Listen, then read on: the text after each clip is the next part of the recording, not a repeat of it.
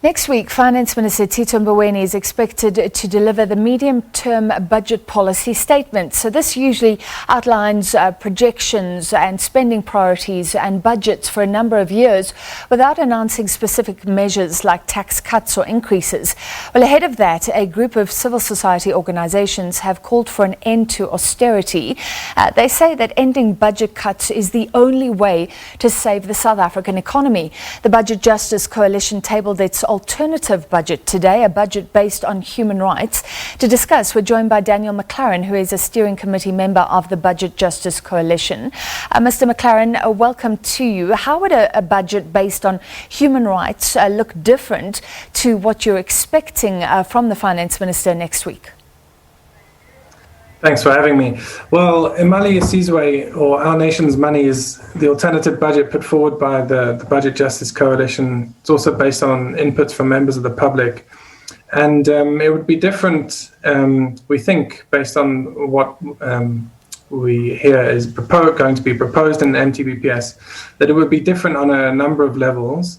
One is that we would abandon austerity and budget cuts, which have been imposed in recent years, and instead recognize that recovering from COVID-19 and the lockdown is a long-term project, that cuts will actually take us back, will harm public services and make it harder for the economy to recover.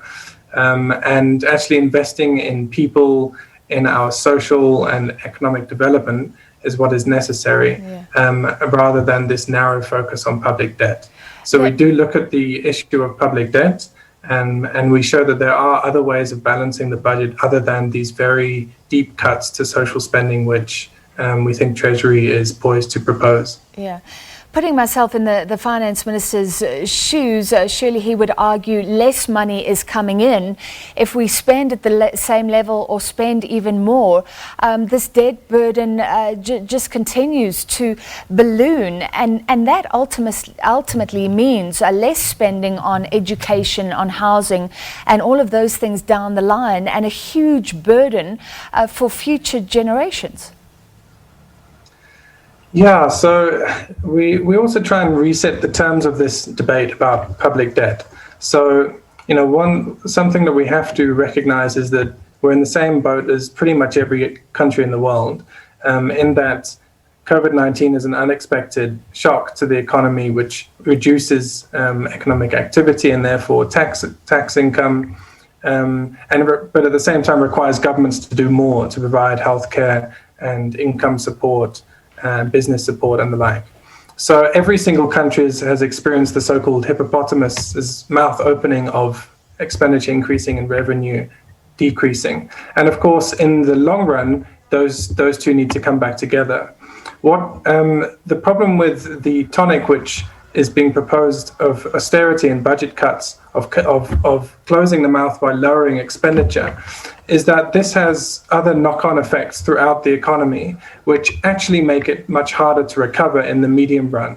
So it's a very severe, harmful, painful process to go through, a process of budget cuts to public services. And just to give you some examples of why it's a regressive policy and why the policy should rather be looking more into the medium and long run, saying that investments we make now, if we spend those funds properly and make the right investments, will pay off in greater levels of investment and economic growth. That's how we will pay off our debt in the long run. But just an example of the kind of the bad economics of austerity, which is the kind of narrow focus that we think Treasury is going to take in the MTBPS. SARS is saying to the Treasury that with additional funding, they could return to the fiscus multipliers of that additional funding through clamping down on tax evasion, through the reforms that SARS has been implementing to collect more taxes. But Treasury is saying point blank, no, nobody's getting any more money in this budget. We've run out of money and we're not getting it.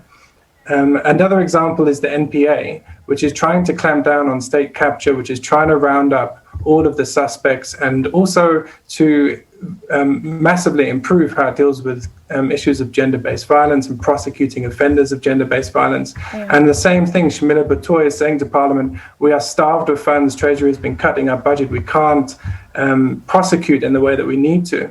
And Treasury is saying, no, there's no more money in the budget. Yeah. So there's so many examples of how austerity actually isn't the right medicine. Yeah. And what we need to be doing is looking a little bit further than the immediate crisis of COVID-19 and saying, how do we want our economy to look in 5 years' time? Mr. And McLaren, not just how we're going to cut that now.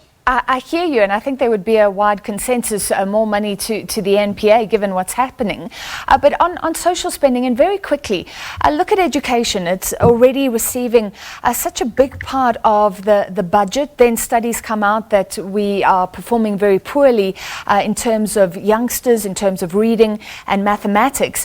So spending doesn't always mean good outcomes. Shouldn't you be focusing on the corruption that we've seen, the management as well of the current spending? Absolutely. So what we're saying is that we say no to austerity, no to cuts in social spending, which are across the board.